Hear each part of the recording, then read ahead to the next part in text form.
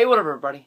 This is Stevie Breach, about to sign off for the night, about to head to bed, get ready for a big day tomorrow, San Francisco 49ers, big crab sale at work, and I just saw, honestly, one of the saddest pictures of my life, as it comes to wrestling, and involved with wrestling fans, and just crazy. TNA held a wrestling show in Bristol, Tennessee, in a high school gym. And I know when they released these, shows, I think they were going to do a few in Tennessee, a few in Arkansas. They're going to wrestle in middle school gyms and high school gyms.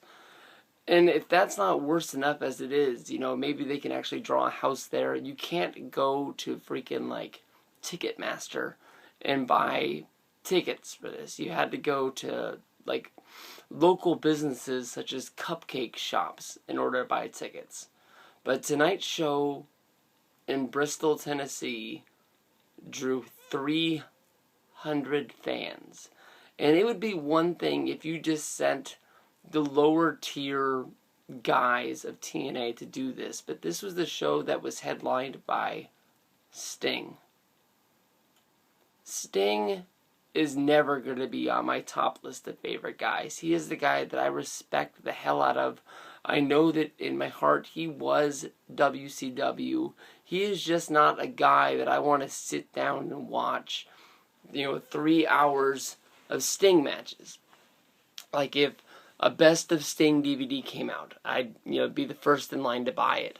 But I'd more than likely watch 4 or 5 matches on it, tops, and then I'd be done. He doesn't have a whole bunch of matches that really jump out at me, but as a character and as, the true lifeblood and heart of WCW, he was the one guy that was there, from the 90s all the way until, they closed up shop. He never jumped ship.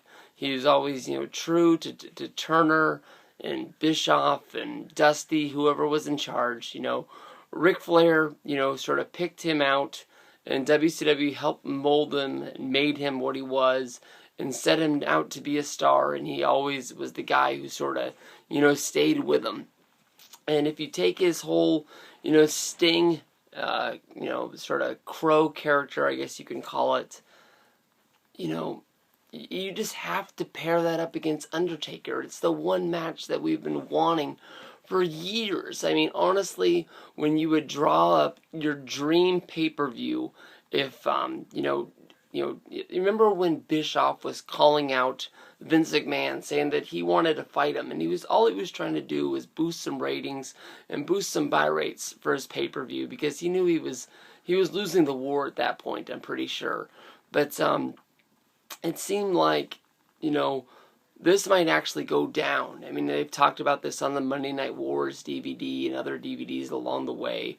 There's people that saying, that Bischoff was saying, he did it knowing there was no chance in hell that Vince was going to do it. And there were some other people that were a little bit scared that Vince McMahon would actually take the challenge to just go out there and have an open, permission slip to whip Eric Bischoff's ass in front of everybody and embarrass the guy.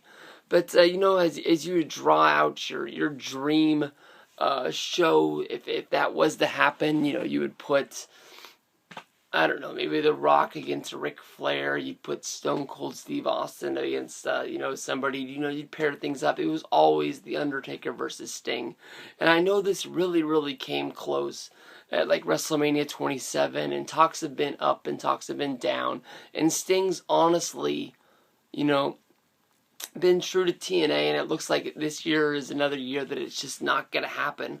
And it's even, to me, this might be the actual closing door of this.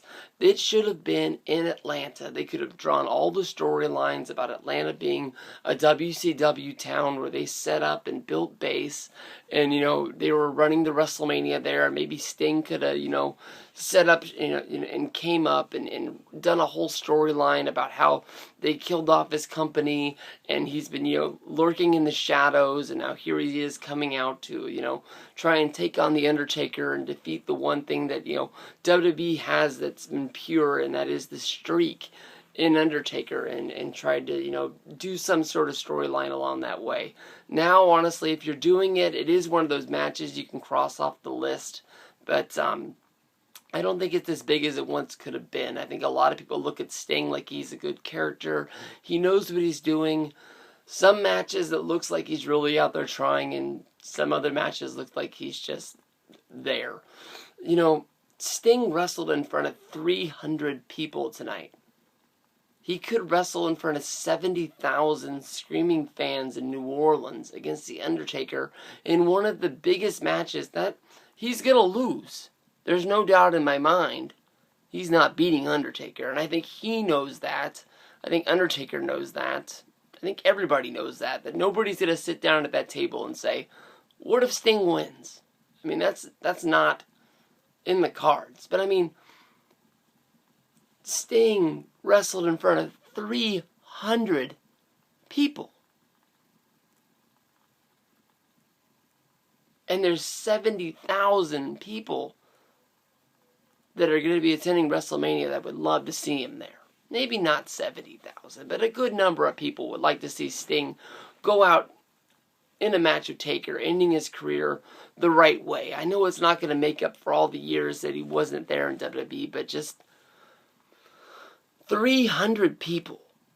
I fucking can't believe that. I know when I went to a when I went to a TNA show, I think it cost $75 because I sat in the second row and it had the pre-show, thingy-bobber. And I know that, if 300 people bought tickets at let's say everybody bought $75 tickets. I know when looking at the picture of Sting in the ring, it looks like there's 7 rows of fans. 7 rows of fans. And the 6th and 7th row, it ain't full. I mean, that's just crazy. That is beyond crazy talk to me. That Sting would come down he would wrestle in front of that. I mean, if you had 300 people buy, I'm trying to do the math, I think it's like $2,100. I think is what I think it would come down to. Maybe a little bit, maybe 22. Let's just say $2,200. I know Sting's got a contract that he makes so much, no matter if it's TV, house show, pay-per-view. He honestly probably, in my mind, would make half of that money. I'd say, I bet Sting charges them $10,000 an appearance. That's just crazy. I mean, I know Bully Ray was there, Abyss was there, Bobby Roode, Samoa Joe, and they're all big names because they wrestle in TNA, and I bet none of them are really, rolling in the dough, especially with, TNA cutbacks and everything like that. But the one guy with TNA isn't going to cut back on because he ain't going to take a lesser deal is Sting. And you're wasting his dates on house shows in front of 300 people. Sting didn't even come to Sacramento. And this was 2011.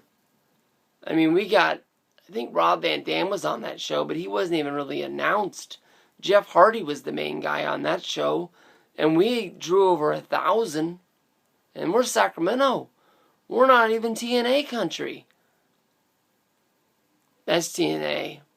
I mean, that's really just rinky-dink bootleg stuff. I feel bad for those guys. They deserve a whole lot better than that. I can't wait till they go over to the UK and they're honestly really treated like stars. But 300 people Sting wrestled in front of.